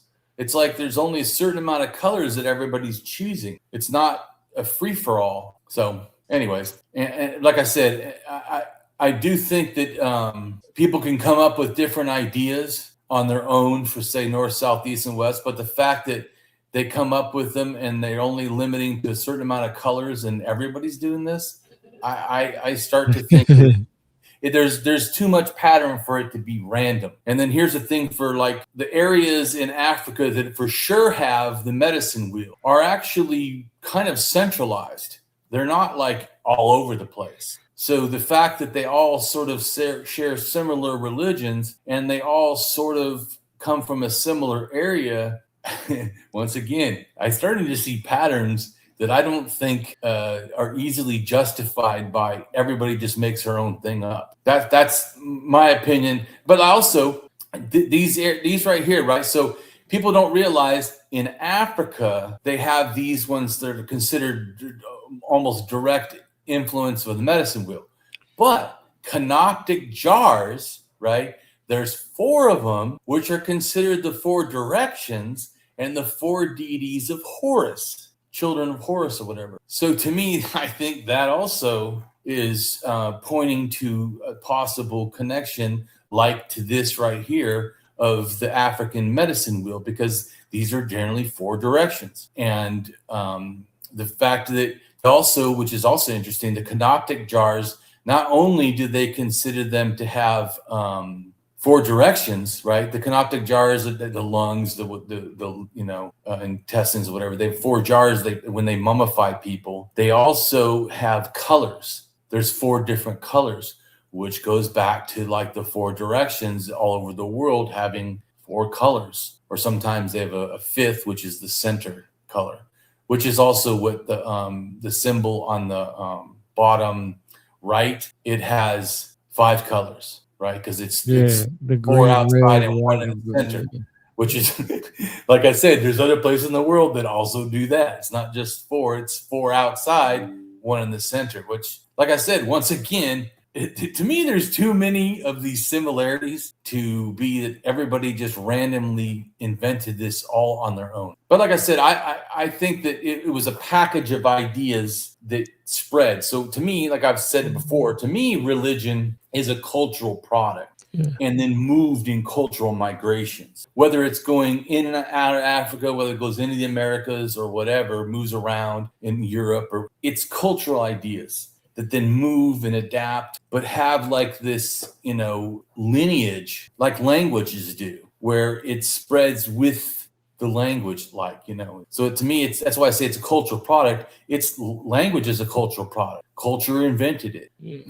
And then it adapts and changes and moves and breaks into a new little branch of the language family. Well, I feel the religions is the same way. There's a general religion, and it breaks into families, and then the families break into smaller little families, and those families break into smaller dialects, or whatever, in a sense. So I see it as way more connected than most people think. So in the ancient Egyptian, going back to the picture of the eyeballs, which I think, which is important. Go back to that real quick, because that's part of what I wanted to talk about. But I do appreciate, addressing the other stuff in Africa that matches, because it's not just one thing matches. That's also what I want people to understand. It's multiple stuff is going on. Bringing it up, right? Oh, I was just about to. Oh, there we go. Yeah, there you go. You closed out the sun and moon thing. So then I'm just going to read real quick. So ancient Egyptian Horus was a sky deity, and many Egyptian texts say that Horus's right eye was the sun, his left eye was the moon. The eye of Horus symbol, stylized eye with distinctive markings, was believed to be protective, magical power. So the fact that it's protective already tells you it's probably relating to like a Tulu deity, which we already talked about, and appears frequently in ancient Egyptian art. It is one of the most common motifs in amulets. And an amulet is a thing that protects you, like a Tulu deity. Or since the amulet relates to the deity, it's relating to a Tulu deity. And it starts in imaging certainly from the use of the Old Kingdom, which is 4,686, till the Roman period, which is about 2,000, so years ago. Anyways, the solar eye and the lunar eye were sometimes equated with the red and white crowns of Egypt, which once again about colors. Yeah. So, which we were talked about, the directions have colors. Right. Because remember, the red and the white crowns also related to upper and lower, which is north and south. Right. So I'd say you start to realize, oh, wow, there's a theme of these directions also being colors. And like I said, and that I feel relates to the larger understanding of even like the pyramids. So those pyramids being in a square, in China, they have this opinion called the square, round heaven, square earth, where the square earth is like a pyramid. And it's also directional, north, south, east, and west, or whatever. And so I feel that all of this is sort of like related together. They're not like it's all separate stuff. And sometimes the Eye of Horus seemingly interchangeable with the Eye of Ra, especially like I said, the sun, which in other texts is extension to sun's power, God Ra, and its personification with the goddess. Which is another thing that's interesting too, is they can change gender. So the Eye of Horus or Ra can also be the eye all by itself, which I know it sounds weird to us, but all by itself can then be a goddess that is the symbol when it's outside of the god. I don't claim to totally understand how they come up with that, but it's interesting because it also could just be the different variations of how people express themselves. It's not just one gender behavior. And so the next picture is showing, this is what I understood. So I understood already that at least 6,000 years ago in that little purple box or down below the black box, both of those, that's where Proto-Indo-European religion, which had multiple deities. Ukraine. Right, in Ukraine. So multiple, so I knew that, just to understand, so I knew that Mesopotamia had 6,000-year-old deities, Egyptian had 6,000-year-old deities, and Ukraine had 6,000-year-old deities. So 3 different spots, which were kind of interactive. That's where I tried to understand, well, who came first and how was this stuff interacting? And I learned that Ukraine gets its ideas from Turkey and from Iraq, Iran, and the Cossack Mountains. But then the exact opposite happens. Then the Turkey and the Cossack Mountains, Iraq, and Egypt all get ideas back around the same time. 6,000. Once again, like you said about trade. Trade doesn't always go one way. Once you meet people, then you give them stuff. Sometimes they then give stuff right back to you. Yep. And you take it right back to your hometown. Yep. Right. So that's how I started to realize I was looking at it too simplified, that it was all just going one way, and then realized later, oh, wait a minute. No, it's not just going one way. It's going 2 ways. And so that's what, like I said, that's also makes it hard for me to know exactly who did the medicine wheel, who exactly did the directions, who exactly did the eyes, the sun and the moon are the eyes of the god. Was it, I still don't 100% know. I do think it was either Siberia or it was Egypt. But because of this interaction being so back and forth, I don't know. And I don't feel comfortable to say I know. And so the next picture, though, that is explaining, so the dark purple, which starts in Siberia, Western Siberia, and then becomes part of Europe and some of Turkey, those are forts. Like fortified, like structures around buildings or whatever. So the fortified stuff starts in Siberia. And then these arrows are showing pottery and then people movements and also kurgans. Pre-kurgans start right 7,000 years ago, right near where the structures are. Now, these structures are making flat, almost madrasa, which is the thing before the pyramid, which I'll show a picture of that so people can understand. You may not know what that is. Because in a sense, step pyramid is like a bunch of madrasas packed on top of each other. In a sense. Step pyramid is more like that's where you get the stairway from. Correct. Yeah. Correct. But it actually is the flatter thing is already there, which is interesting too, because a lot of the Americas has things that people think of as almost pyramids, but they're generally just flat and they put like a structure on top. But that actually matches the original ideas of Egypt before it became pyramids. Yeah. So like I said, a lot of this, there's too much stuff to me that is really similar that people I feel don't appreciate enough. That it's not just that pyramids are all over the world; it's that the structures, how like so. The first thing that happens in Mesopotamia is a lot like the Egyptian madrasas, square sort of or rectangle structure. You gotta Sometimes get a around too. foundation. You gotta get a foundation going. Right, a foundation. And then, but that's also what you see in Siberia at 8 to 7,000 is this sort of a structure, which, like I said later, some of the structures in the Americas are platform structures, which is like this structure. So I'm just saying that all this stuff is evolving, but it's not evolving 100% with no outside influences either way. But anyways, so going back to the picture of the movements, and there you go. So these ideas of proto-Kurgans goes to this S culture, which 7,000 years ago considered to also have a proto-Kurgan. And then the ideas go down to the L culture, even though the M is closer, that is after. The L culture is first, that gets a Kurgan, and then the Matlop, the M culture, gets it after that. But people in the South get these ideas from the people in the Cossack Mountains. Both cultures, the L culture and the M culture. So, but they got them from S, and S got it from Siberia. So, and then of course they also go to Ukraine. You can see that they're going over there, and then they get 6,000-year-old Kurgan, which is the ziggurats is the 6,000, and the madrasas in Egypt start sometime after 6,000.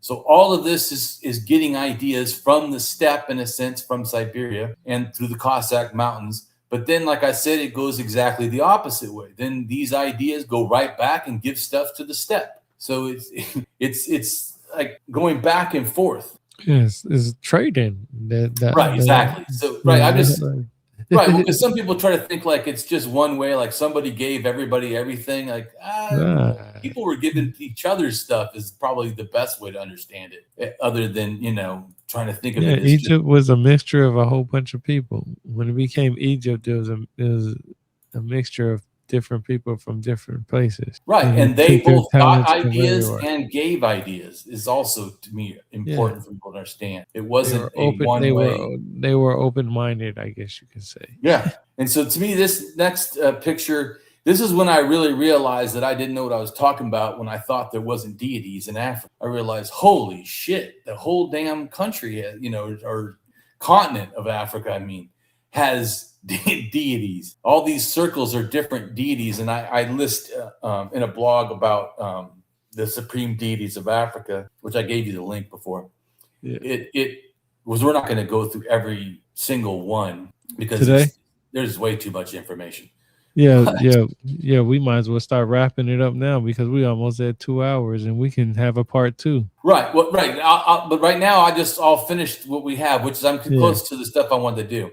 But yes. We could then next time go through all 30 and read, because there's stuff that explains about each one. And also, to me, it can seem like they could be different until you start reading some of them, and you keep hearing this similar stuff, and you're like, oh, okay. Yeah. And so anyways, I'll start reading though. The beliefs and practices of Africa can be highly diverse and can include ethnic religions. Generally, these traditions are oral rather than scriptural and passed down from one generation to another through narratives, songs, myths, festivals.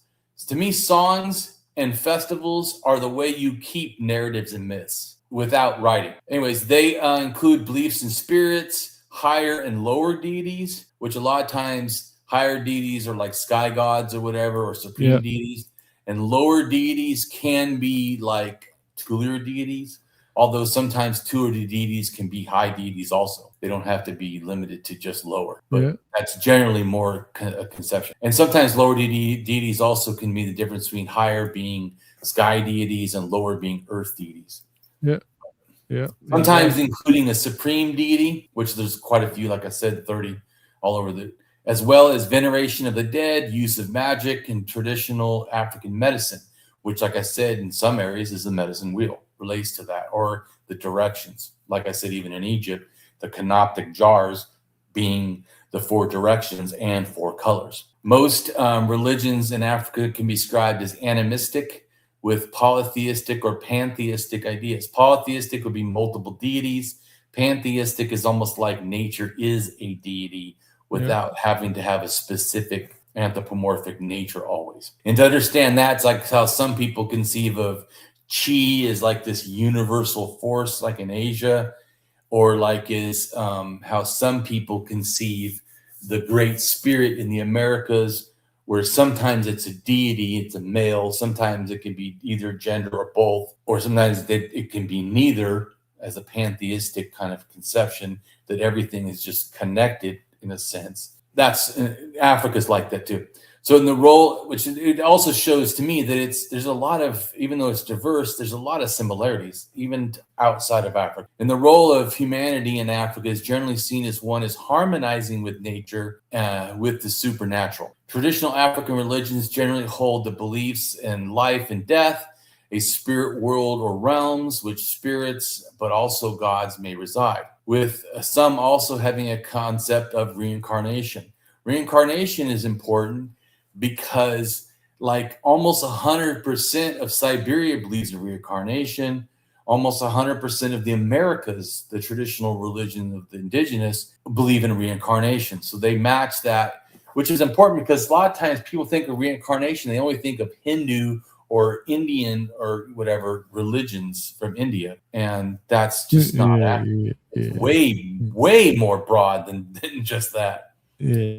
So, and also sometimes to me too, they don't understand that like creation myths, like the primordial waters, the earth, or not the earth, the universe starts as water, and then land forms. And then when a flood happens, then in a cosmogonic myth, which is like a creation myth about the universe, that kind of, because there's different kind of flood myths, but a lot of flood myths, not all, but a lot of flood myths that we think of are cosmogonic, meaning that the water takes over, wipes out everything, and everything starts again. So it's like a recreation of, or a reincarnation of creation, just so people understand. Anyways, and in Africa, the deceased humans may reincarnate into their family lineage or bloodline if they want to or have something to fulfill or do. And there is often similarities between the traditional African religions located in the same sub-region. In other words, like the religions in North Africa are similar. The religions in Central Africa or East Africa or West Africa or South Africa have similarities. But that also would explain also, because like I say all the time, religion is a cultural product and moved in cultural migrations. So of course, it's not one thing being done, it's the cultural areas, like how you can see with languages. Highly complex animistic beliefs build on the core concept of traditional African religions. This includes the worship of tutelar deities, nature worship, ancestor worship, and the belief in the afterlife, comparable to other traditional religions around the world. Also was something, like I said, I had to realize is that Africa, outside of Egypt, has a well-developed religion, history. Like I said, which I didn't really know. I was being ethnocentric, not looking up, because I thought, oh, I already know, it doesn't matter. Not realizing, oh no, you need to learn, then you know, and then you realize, oh, it does matter. So while some have religions that are pantheistic worldview with a supreme creator next to other deities and spirits, followed by some having a purely polytheistic system with various deities, spirits, or other supernatural beings. Traditional African religion also has elements of totemism, shamanism, and veneration of relics. And native African religions are centered on ancestor worship, belief in the spirit world and spiritual beings, and also free will. And then deceased humans, sometimes animals, are important objects, still exist, they believe, in the spirit world and can influence or interact with the physical world. Forms of polytheism were widespread in most of ancient Africa and other regions of the world before the introduction of Islam, Christianity, or Judaism. So it's not like that those are why there's deities, which is something that I had to realize too. Like I said, I would have assumed there was larger impact than there really was. Yes, there was some changing of African or other parts of the world's religions, but also what they had before wasn't because of these major world religions, Right. which I think is important to understand. It's not like, oh, well, they just picked up stuff when the people came. And no, guess what? They really had their own stuff. Shocker, right? But yeah. So African primordial gods and creator deities represent the foundational supreme forces in diverse African religions, often embodying elements of the cosmic order. And then, which is such as the Nana Buluku for the fawn and the U, the Nazmaba Yeah, I would have Pengu. butchered that too because I'm following on my other screen when you're reading. Yeah, You can see, but like I the said, audience don't I know. suck. What the audience don't know is that you're getting this slideshow here, but Right. we actually have a whole other side of everything that he's reading off of. And the Yep. names are, I would have butchered them too. Here, I'll bring it up for them so they can see it. Yeah. So also there's a thunder god in the Lingbo, and these, along with deities like the Yoruba Olodumare and the Akan or Nangami, are considered the first or self-created beings. So, and then key African primordial deities, and then there's a whole bunch of different ones listed. I want to go down though where it says characteristic and primary roles or primordial god roles. So this is where they're similar, even though his names and things are different. There is a similarity. The role, they are typically the ultimate source of existence, often acting as a sky father or earth mothers. Nature, they are often exist impersonal, distant forces, meaning that like you don't actually worship them directly. You know that they exist or whatever. Kind of like chi. People don't exactly worship chi, but they do think it exists. With active management delegated to lesser, more accessible deities or spirits. And then the depiction, they are frequently associated with fundamental, powerful, and uncontrollable natural forces like the sun, the sky, rain, or the ocean. Or like you talked about too, with the different kinds of water, because it could be lake too, not just the ocean or river. And then emergence, they are often described as self-existing and ancient, predating human culture and civilization. And then a supreme deity, a supreme god or supreme being is the conception of a sole deity of monotheistic religions. But of course, that's only some of them. They can also be polytheistic or henotheistic. Henotheistic means they're the main one and everything else is lower. Where polytheistic can be even everybody's almost equal or different variants. And then they can also be a paramount deity where they're the head one and everything else almost is like, guardian angels or something. A deity or supernatural entity which is above all others. Supreme god or supreme being in many religion may be a creator deity, king of the gods, supreme god, or singular deity, such as in monotheistic religions. And then one of the many supreme deities in Africa. So 14, this is what I was talking about. I counted them all, I figured it out. So 14 supreme deities are in Bantu-related, in a sense, religious ideas. 7 are in Niger-Congo-related. 6 are in Afroasiatic-related languages. And then 3 are in Nilo-Saharan-related things. So you can start to see who's they're involved with. And then I listed the different 30 things. Like I said, we'll read all these some other time. I'm not going to read all these, but I show what language family it's related to. It helped me figure this out. I put plots and figure out where these are, the numbers to where in Africa they are. Then I figure out what deity they're believing in or whatever, and then what language they're related to, because that helps me understand what's going on. Because otherwise it's too complicated. But when you start mapping it in a way where you're looking at what the deity is and then what language it relates to, then it becomes less complicated. You realize there's more of a pattern. And so speaking of the Bantu-related, the next picture I show is the Bantu itself, which to me helps understand, like I said, they're the ones that really spread the the deity stuff around. And it also helps, they're in a sense part of and related to, in a sense, the Niger-Congo languages, because you see Niger-Congo A and then Niger-Congo B.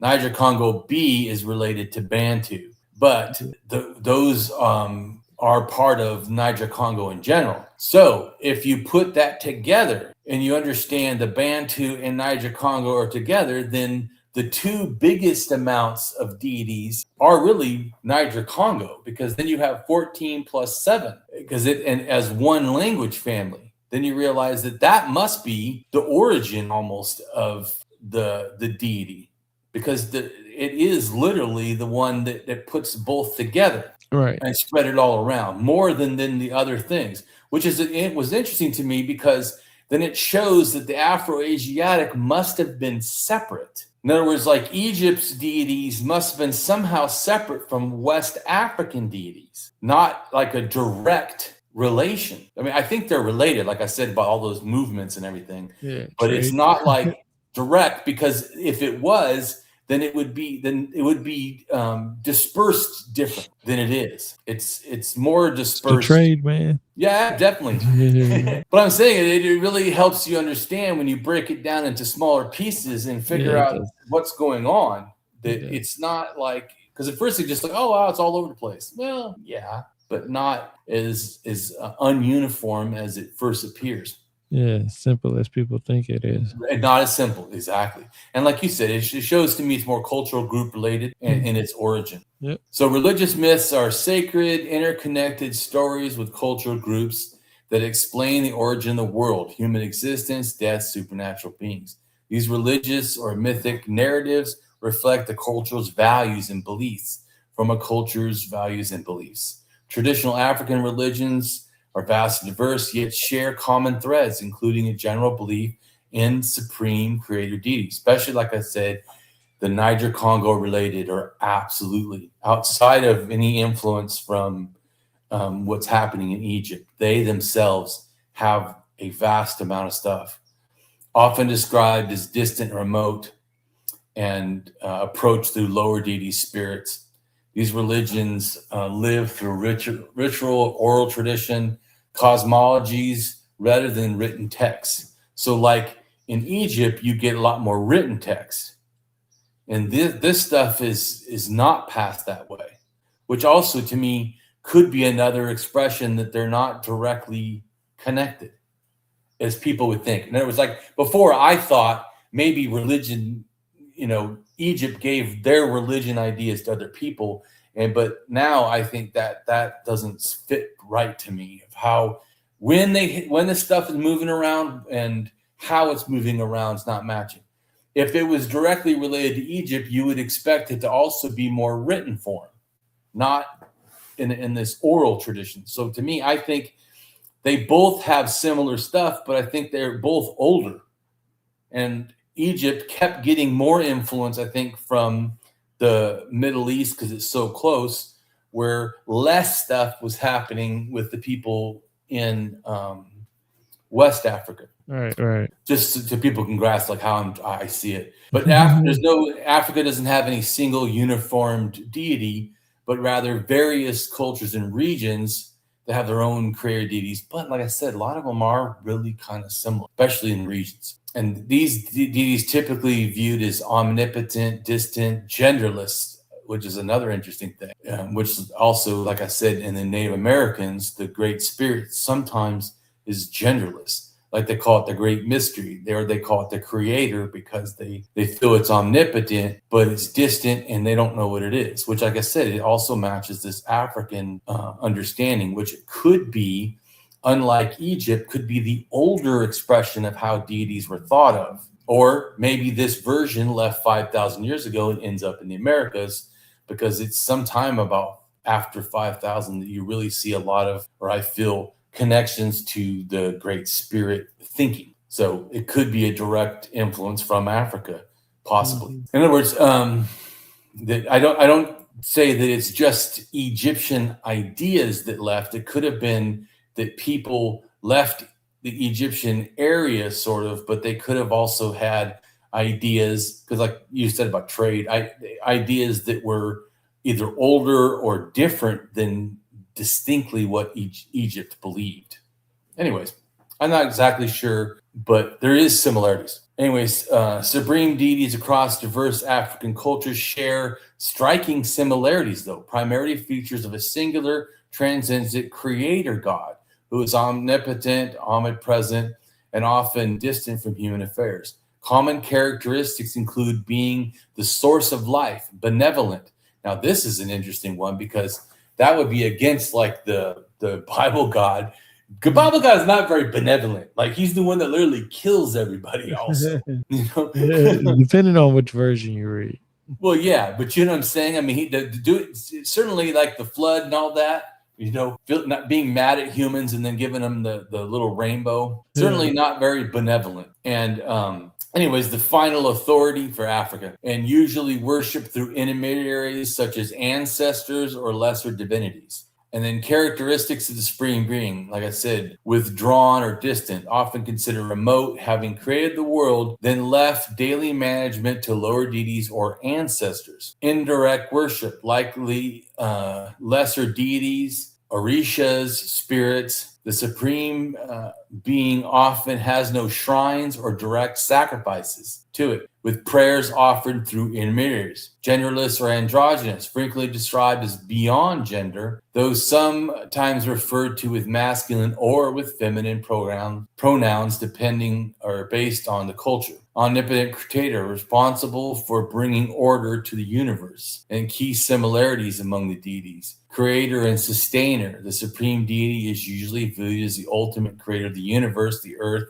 and all human beings, often referred to as the molder, the giver of birth, and the owner of all. Transcendent, while viewed as distant and hidden from daily life, the supreme being is simultaneously considered omnipresent, acting as a protector who can be reached anywhere. Well, like I said, it goes back to a protector. When generally it's a protector is somehow referencing a tutelary deity, especially if it's towards a culture, right? Or a people or a region. And then the role of intermediaries. Because of supreme deity is indeed too high or remote to be directly approached by mundane issues, worshippers involve lesser gods, spirits, ancestors, act as intermediaries. This also can be the same thing with like totemistic behaviors where they do certain dances or whatever, reenacting stuff, and also can be shamans interacting on your behalf, or like a priest interacting on your behalf, that you don't go to them directly, you go through an intermediary. And then somehow having a monotheistic structure. Despite the presence of many lesser spirits, African traditional religions are generally considered somewhat monotheistic, with one supreme god. And the Yoruba has that, the Akan have it, the Lagobo, and the Kiskikyu, who I would butcher not. it too. What's that? I said I would butcher it too. I'm Yeah. sitting here following along with you right here. Well, I'm trying to get the ideas, but yeah, I'm not super great at that. Ethical and benevolence. Like I said, the supreme deity is almost always considered good, holy, and the source of moral order, rather than causing arbitrary destruction. Gender neutrality or duality. While sometimes assigned male attributes, the supreme being is frequently considered genderless, transcendent of gender, or in cases both male and female. In supreme deity, a supreme god, a creator god, often a supreme deity in many religions. King of the god, or lead god of a polytheistic religion. A supreme god is a god exclusively worshipped in henotheistic beliefs. God and a singular deity in a monotheistic religion can all be a supreme deity. And then the last picture I have is of some different supreme deities, so people can understand, like the reference that they may know more. Different ones in different religions. And then supreme deities in Africa. So thus my thing is explain the number of related supreme deities in Africa, which I think in relation to R1B with religious ideas from the Middle East, J DNA, and also T DNA possibly, and then E DNA, as well as the spread of Middle Eastern religious ideas, had some involvement, but to me, a significant reason many people and cultural groups in Africa believe in a supreme deity could be related to the high gods in R1B related peoples. And then the next picture is is the picture of the distribution of high gods, which I was also surprised. High gods are really old, and there's a lot of them all over the world, but they don't all interact exactly the same. So wherever they're black, that means they're there, but they're more distant. And so when they're in a sense yellow, they're active, but they're not supporting of morality. And then when they're purple, they're both. They're active. The belief in them is active, and then it's also supports morality. So this just shows the different kinds. So all these are different kinds. And then when they're just a white circle, it means that they don't have a high god. So you can see that like Australia doesn't have it, and some of the Polynesians don't have it, and some of North America and some a little bit of South America don't have it, and very, very little, way down at the bottom of South America, Africa doesn't have a high god, but most of it does. And to me, you can really see that the cultural influence from the Middle East coming into Africa. Right. And so then one more thing to read is the high god is an high god in anthropology and the history of religion is a type of supreme deity found among many non-literate peoples. They mean like writing in North and South America, Africa, North Asia, and Australia. But of course, as we're showing here, it's actually more than that. This is a direct quote. The adjective high is primary located term. High God is conceived as a being and utterly transcendent, removed from the world it created. High God in the sense that he lives in or is identified with the sky, hence the alternative name. Among North American Indians and Central and South Africans, thunder is thought to be the voice of the high god. In Siberia, the sun and moon are considered the high god's eyes. He is connected with food and heaven among American Indians. And that's it. That's good, man. That's actually a good presentation. I was sitting there following along perfectly on here. Well, thank you. That's how you can tell when somebody does their due diligence. I was almost afraid that I might have to cancel today, man. My allergies were bothering me, but pretty bad, man. The pollen is getting pretty bad out here. So now I'm over here. My eyes are starting to get watery, but that is not. I like how you take your information and you put it into a way where you can show other people what you're talking about and you can explain it. A lot of people don't do that. They just tell you to trust you and that's it, and they leave it at that. And then it's good to see that you take the time to actually, because you always want to check your work to make sure that you're always updating your information and keeping it updated. So yeah, I like that a lot. I do. I really thank do. you. That's why and I think it's an important thing because, like I said, I myself had a blind spot, not thinking Africa was that involved or I needed to investigate it when that was a total nonsense. Of course, it's important. Yeah, that's good. That's good. I appreciate that. Well, I might as well go ahead and end the stream. Don't leave yet. But yeah, everybody, you got to check them out on. Hey, give them your X handle and all the stuff where they I have my website also. It's DamienMarieAtHope.com. But I'm on X at Damien Marie AtHope. I'm on Blue Sky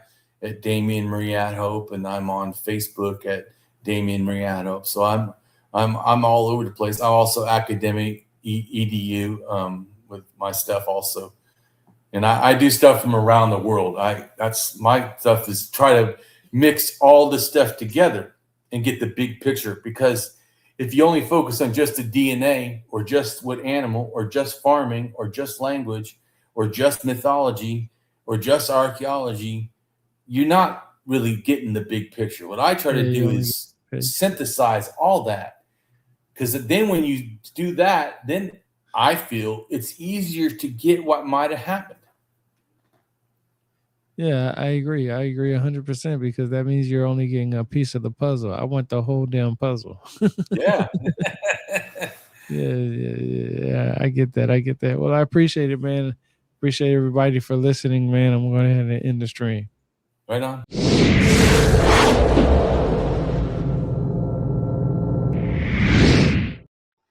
Hello, and welcome to my channel. I am Damien Marie AtHope. In the simplest terms, I am an atheist, humanist, philosopher, and prehistorical writer researcher at DamienMarieAtHope.com. I am specifically an axiological atheist. An axiological atheism can be thought to involve ethical and value theory reasoned and moral argument driven apatheism, agnosticism, atheism, anti-theism, anti-religionism, secularism, and humanism. Axiological atheists can be understood as a value theory or a value science atheist. As an axiological atheism's ethically reasoned and constructive pro-humanity. I am an axiological thinker, value theorist. The science of goodness, worthiness, usefulness, valuableness, virtue, reliableness, accuracy, validity, morality, integrity, beneficialness, etc., etc. We axiologists have a value consciousness. And in general, we see the architecture of humanistic humanitarianism value in people that we see as dignity beings. Places and things are not. Axiology is a value theory. In its broadest sense, it involves areas of philosophy that are deemed to encompass some evaluative or evaluation aspect. Therefore, it crosses almost all domains in some way or another. Now for a more detailed terms as to what I am. I am an axiological atheist, an anti-theist, an anti-religionist, secularist, humanist, rationalist, writer, artist, poet, philosopher, advocate, activist with schooling in psychology, sociology, as well as I am an autodidact, self-taught in science, archaeology, anthropology, and philosophy. I promote science and am against pseudoscience, pseudohistory, pseudomorality, things that are found in religion.